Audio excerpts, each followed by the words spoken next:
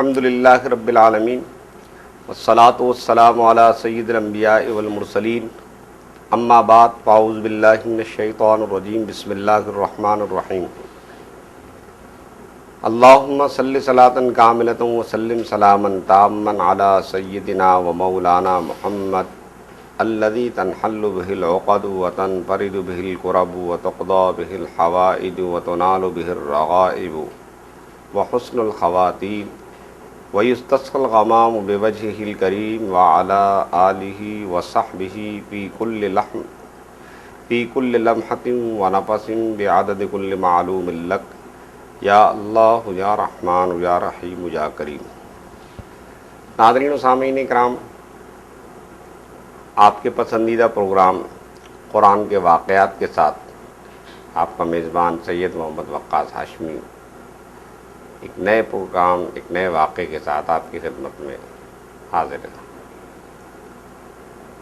گزشتہ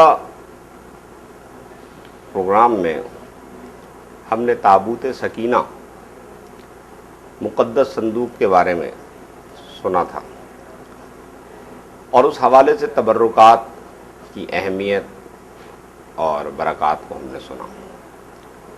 آج کی اس نشست میں ہم حضرت ابراہیم علیہ نبینا و علیہ الصلاۃ والسلام کی زندگی کا ایک واقعہ آپ کی خدمت میں پیش کر رہے ہیں۔ حضرت ابراہیم علیہ نبینا و علیہ الصلاۃ والسلام اللہ کے برگزیدہ رسول ہیں اور خلیل اللہ آپ ہی کا لقب ہے۔ حضرت ابراہیم علیہ السلام کے متعلق قرآن کریم نے یہ بیان فرمایا کہ ابراہیم ہمارے نبی ہیں، صالح ہیں اور بہت مہمان نواز ہیں۔ مہمان نوازی کے بھی قرآن کریم نے بے شمار واقعات بیان کیے ہیں، وہ بھی انشاءاللہ تعالی مناسب وقت پر آپ کی خدمت میں رکھیں گے۔ آج کی نشست میں جس واقعے کی طرف ہم جا رہے ہیں اس کو قرآن کریم نے یوں بیان کیا کہ وَإِذْ قَالَ إِبْرَاهِيمُ رَبِّ أَرِنِي كَيْفَ تُحْيِي الْمَوْتَى، اور یاد کرو کہ جب ابراہیم نے اپنے رب کی بارگاہ میں عرض کیا، اے خالق کائنات مجھے دکھا کہ تو مردے کو زندہ کیسے فرماتا، کیف تحیی الموتى، کہ مردہ کو تو زندہ کیسے فرماتا۔ قال اولم تؤمن، اللہ تعالیٰ نے سوال کیا، پوچھا کیا تم ایمان نہیں رکھتے؟ قال بلا، عرض کیا کیوں نہیں ایمان رکھتا، ایمان تو ہے لیکن دل میں تمنا ہوئی کہ دیکھوں یہ مردہ زندہ کیسے ہوتا، ایمان تو ہے۔ تو اللہ تبارک و تعالیٰ نے حضرت ابراہیم علیہ السلام سے فرمایا فَخُذْ أَرْبَعَةً مِّنَ الطَّيْرِ فَصُرْهُنَّ إِلَيْكَ، اے ابراہیم آپ 4 پرندے لیجئے اور ان کو اپنے ساتھ رکھیے، پالیے، کھلا پلا کے اپنے ساتھ ایک ان کے درمیان انسیت پیدا کر لیجئے۔ جب ان 4 پرندوں میں اور آپ کے درمیان ایک انسیت پیدا ہو جائے تو پھر ان کو کاٹ کے قیمہ بنا کے ثم اجعل علی کل جبل، 4 مختلف پہاڑوں پر انہیں رکھ دیجیے، ثم ادعوہن یأتینک سعیا، پھر آپ انہیں آواز دیں اور بلائیں تو آپ دیکھیں گے کہ وہ دوڑتے ہوئے آپ کی طرف آ رہے ہوں گے۔ چنانچہ ابراہیم علیہ السلام نے 4 مختلف قسم کے پرندے لیے۔ علماء مفسرین فرماتے ہیں کہ ان 4 میں سے ایک جیسے مرغ لیا، ایک آپ نے گدھ لیا، ایک آپ نے کبوتر لیا اور ایک پرندہ جو آپ نے پسند فرمایا وہ یہ تھا کہ آپ نے مور کو بھی لیا، ان چاروں پرندوں کو اپنے ساتھ رکھا، کھلایا پلایا پال پوس کا، اور ایک انسیت سی قائم ہو گئی۔ کچھ عرصے کے بعد حضرت ابراہیم علیہ السلام نے ان چاروں پرندوں کو ذبح کیا، ان کے سر اپنے پاس رکھ لیے اور ان سب کا قیمہ بنا کے اور آپس میں ایک دوسرے کو مکس کر دیا، اور پھر اس مکس قیمے کو تھوڑا تھوڑا ایک اس پہاڑ پہ رکھ دیا، ایک دور اس پہاڑ پہ رکھ دیا، 4 مختلف پہاڑوں پر رکھ دیا۔ پھر حضرت ابراہیم علیہ السلام نے اللہ کے حکم کے مطابق ان چاروں کو آواز دی، اے کبوتر، اے گدھ، اے مرغ، اے مور۔ جیسے ہی ان پرندوں نے ابراہیم علیہ السلام کی آواز سنی تو وہ جو آپ نے قیمہ بنایا تھا وہ ہوا میں اچھلنے لگا، اور کیونکہ مکس کر دیا تھا آپ نے تو سب کے اجزاء نکل رہے ہیں اور نکلتے ہوئے نظر آ رہے ہیں، اور ایک کبوتر کا اجزاء جو ہیں وہ مور میں ملے ہوئے تھے، تو مور ادھر سے نکل رہا ہے، ادھر سے کبوتر نکل رہا ہے، اور وہ منظر دیکھ رہے ہیں ابراہیم علیہ السلام کہ کس طریقے سے ہر پرندے کا گوشت اور اس کا جز جو ہے وہ ادھر سے نکل رہا ہے، وہ ادھر سے نکل رہا ہے اور مل رہا ہے،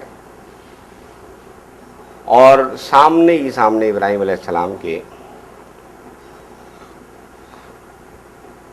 مور بن گیا، کبوتر بن گیا، اور گدھ بنا، مرغ بنا۔ پھر یہ چاروں کے چاروں پرندے جو ہیں وہ بغیر سر کے، سر نہیں دیں گے، وہ حضرت ابراہیم علیہ السلام کی طرف دوڑتے ہوئے آ گئے۔ حضرت ابراہیم علیہ نبینا علیہ الصلوۃ والسلام نے ان کے جو کٹے ہوئے سر رکھے تھے وہ ان کے جوڑے، جلدی سے وہ جڑ بھی گئے، اور اس کے بعد وہ سب پرندے جو ہیں، مرغ ہے، کبوتر ہے، اور اسی طریقے سے گدھ ہے، یہ سارے کے سارے پرندے، مرغ پرندہ ہے اور اسی طریقے سے کبوتر پرندہ ہے، مور پرندہ ہے، یہ سب اپنا دانہ چگنے لگے۔ گدھ تو ظاہر ہے ایک بہت بڑا جانور ہوتا ہے، اور چونکہ ہوا میں اڑتا ہے اس لیے اس کو پرندہ بھی کہتے ہیں، اور گدھ اتنا بڑا ہوتا ہے کہ وہ انسان کو اغوا کر کے لے جاتا۔ قرآن کریم نے اس پورے واقعے کو بیان کیا کہ ثم ادعوہن یأتینک سعیا، پھر جب آپ ان پرندوں کو آواز دیں گے تو یہ پرندے آپ کی طرف دوڑتے چلے آئیں گے۔ چنانچہ اللہ تعالیٰ نے اس پورے واقعے کو بیان کرنے کے بعد فرمایا کہ وَاعْلَمْ أَنَّ اللَّهَ عَزِيزٌ حَكِيمٌ، اور جان لیجئے کہ اللہ غالب حکمت والا ہے۔ اس واقعے پر قرآن کریم کے ہم اس واقعے پہ غور کریں کہ آیا قرآن کریم نے اس واقعے کو کیوں بیان فرمایا۔ ظاہر ہے کہ قرآن ایک ہدایت کی کتاب ہے، بنی نوع انسان، قیامت تک کے آنے والے انسان ہیں، ان سب کی ہدایت کا سامان اسی کتاب میں۔ اب کوئی نیا نبی نہیں آئے گا، کوئی نئی کتاب نہیں آئے گی، یہی ہماری ہدایت کا سامان ہے، اور اسی سے ہمیں گائیڈنس لینی ہے، اور اس کے نور اور اس کی لائٹ میں اپنے مستقبل کے سفر کو جاری رکھنا ہے۔ ناظرین کرام اور سامعین کرام اور انتہائی پیارے پیارے بچوں، قرآن کا مقصد واقعہ بیان کرنا نہیں ہوتا، کہانی محض کہانی نہیں ہوتی، بلکہ اس میں ذرا سا غور کرنے کی ضرورت ہے کہ ہمارے لیے بے شمار اہم ترین نکات ہوتے ہیں اور عبرت کی باتیں ہوں گی. جیسے کہ اس واقعے کے اندر آپ نے دیکھا کہ حضرت ابراہیم علیہ السلام نے جب عرض کی تو ظاہر ہے کہ نبی کا یہ عرض کرنا اور اللہ تعالیٰ کا نبی کو یہ واقعہ دکھا دینا ایک الگ بات ہے، لیکن اس پورے واقعے کو قرآن کریم میں ذکر کرنا یہ ایک سوال ہے کہ آخر قرآن میں اس واقعے کو کیوں ذکر کیا گیا.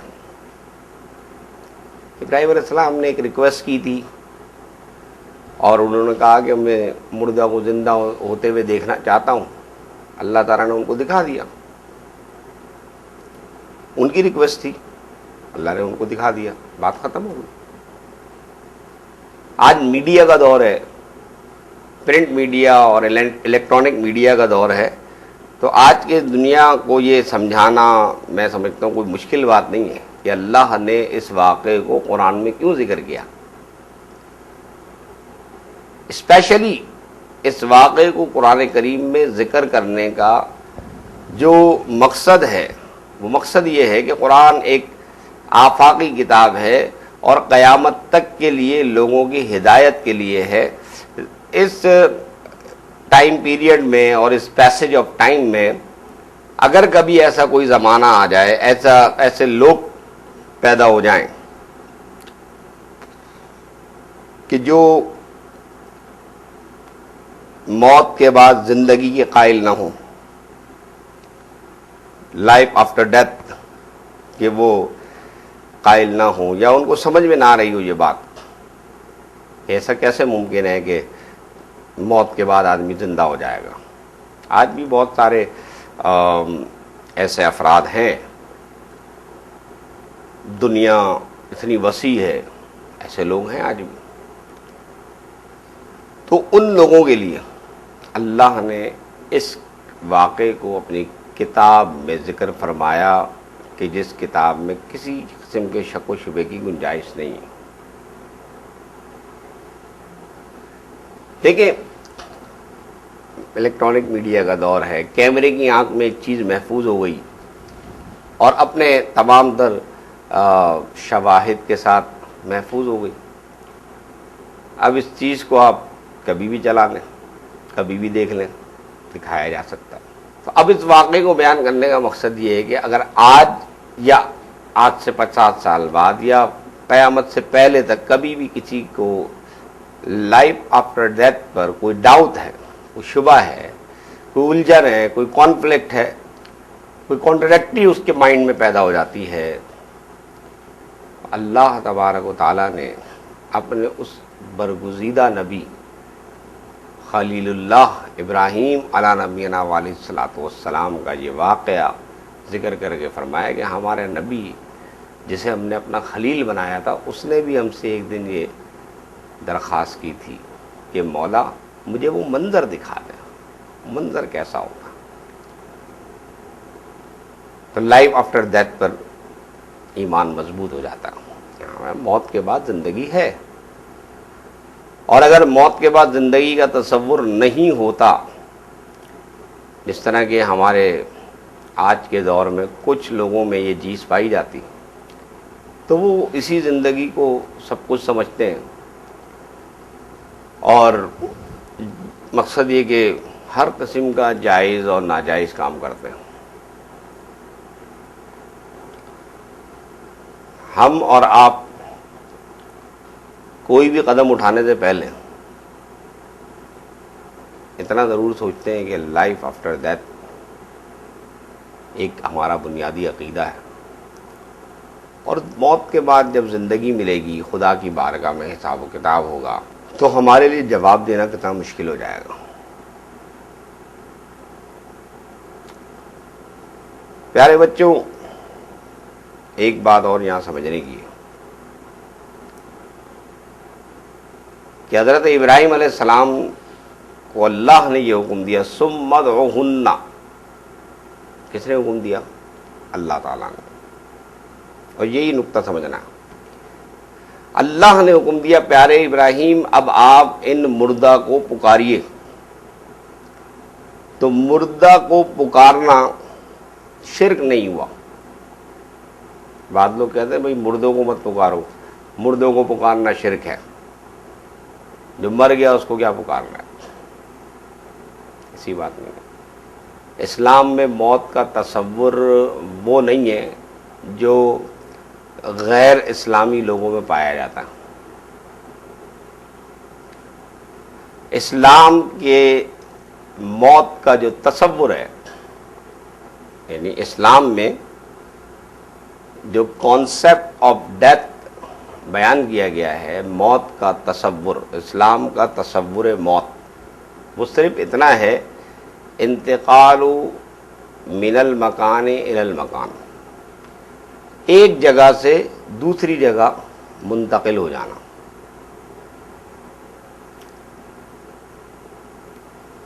منتقل ہونے کا نام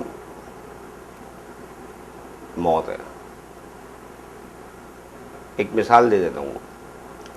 ہماری پیدائش سے پہلے ہم اپنی ماں کے پیٹ میں تھے، اور ماں کے پیٹ کے اندر بھی ہم زندہ تھے، اگرچہ کہ ہم بول نہیں سکتے تھے، چل پھر نہیں سکتے تھے، لیکن ایک زندگی تھی، اور ہمیں وہاں بھی خالق کائنات رزق فراہم کر رہا تھا بغیر کسی محنت کے، کیونکہ رزق کا وعدہ اس نے کیا. پھر جب اس زندگی کا ٹائم پیریڈ کمپلیٹ ہو گیا، اس کی میعاد پوری ہو گئی، تو ہمیں ایک دوسرے مکان میں منتقل کر دیا گیا اس دنیا میں. یہاں پر بھی ایک ٹائم ہے، اور جب یہاں کا وقت مقررہ وقت پورا ہو جائے گا تو قرآن کریم میں اللہ تبارک و تعالیٰ ارشاد فرماتا ہے کہ جب مقررہ وقت آ جائے گا تو نہ وہ ایک لمحہ پہلے آئے گا نہ ایک لمحہ بعد میں آئے گا، بلکہ جو مقررہ وقت ہے، وقت جب طے ہو جائے گا تو ہمیں اس مکان سے ایک دوسرے مکان میں منتقل ہو جائیں گے، اسے ہم قبر کہتے ہیں. اور پھر اس قبر کے اندر بھی ایک مقررہ وقت ہوگا، جب ہم اس مقررہ وقت کو طے کر لیں گے، پورا ہو جائے گا، تو پھر اس قبر کے مکان سے نکل کر ایک دوسرے مکان میں داخل ہو جائیں گے، اسے ہم حشر کہتے ہیں. تو انسان نہ اپنی ماں کے پیٹ میں مردہ تھا، نہ ماں کے پیٹ سے نکلنے کے بعد مردہ ہے، نہ قبر میں جانے کے بعد مردہ ہے، بس مکان بدلتا ہے.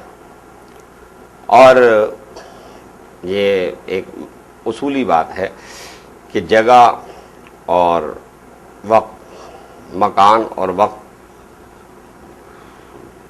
کے بدل جانے سے حکم بدل جاتا ہے، حکم بدل جاتا ہے.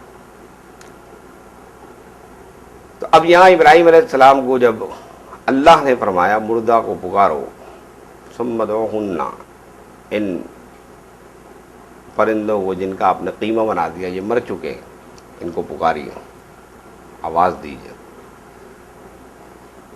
اب وہ لوگ جو ہمیں یہ کہتے ہیں کہ جناب مردہ کو پکارنا شرک ہے، مرے ہوئے کو آواز نہیں دینی چاہیے، مرے ہوئے سے کو پکارنا نہیں چاہیے، یا اس سے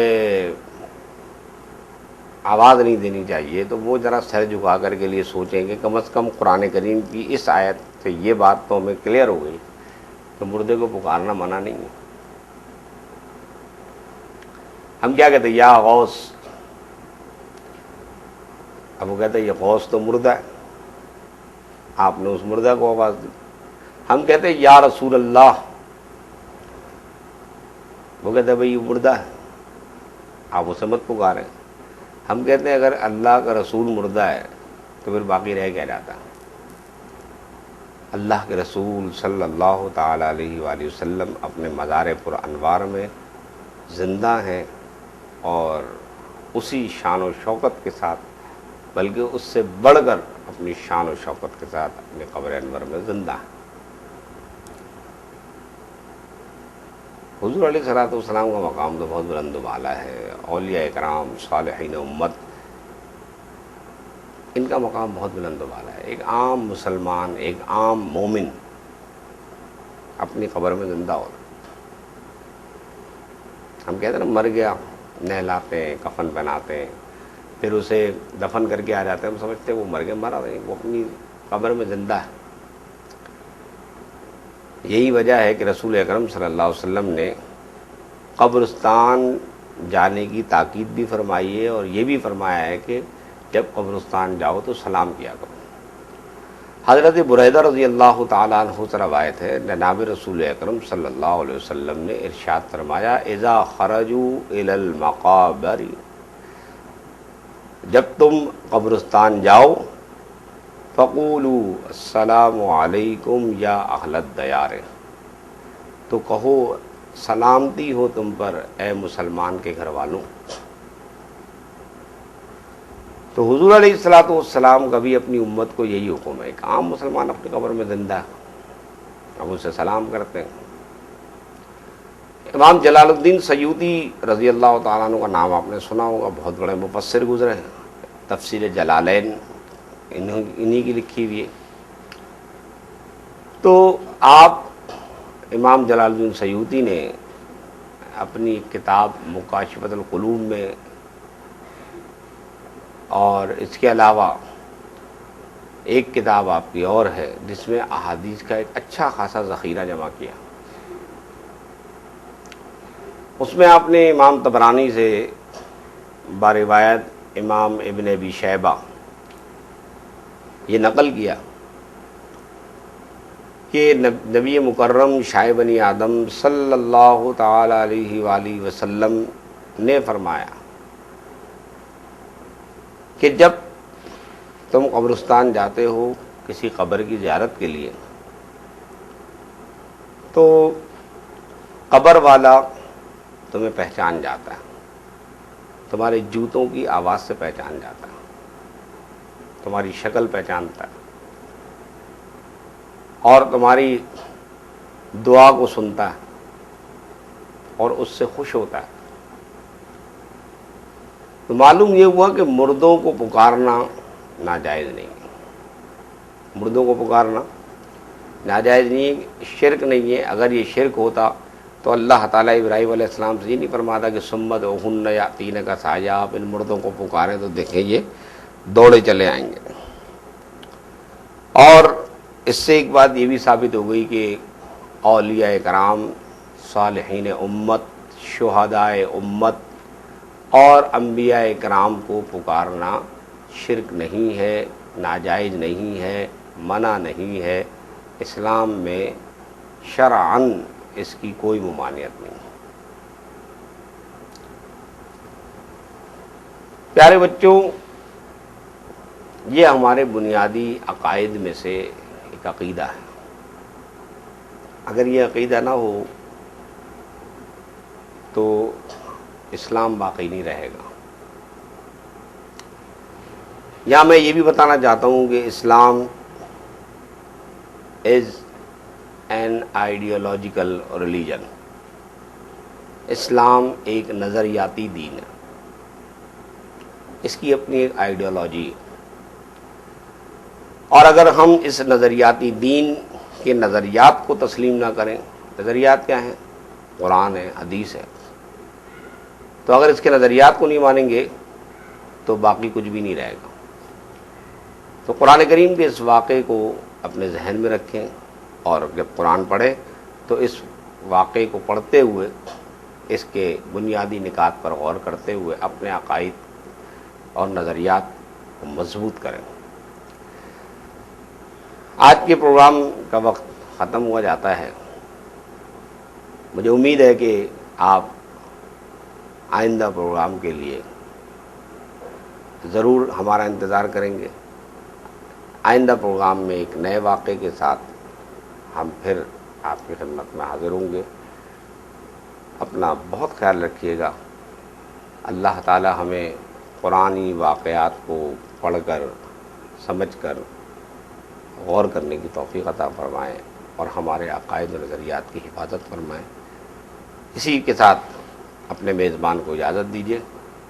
آئندہ پروگرام السلام علیکم ورحمۃ اللہ وبرکاتہ۔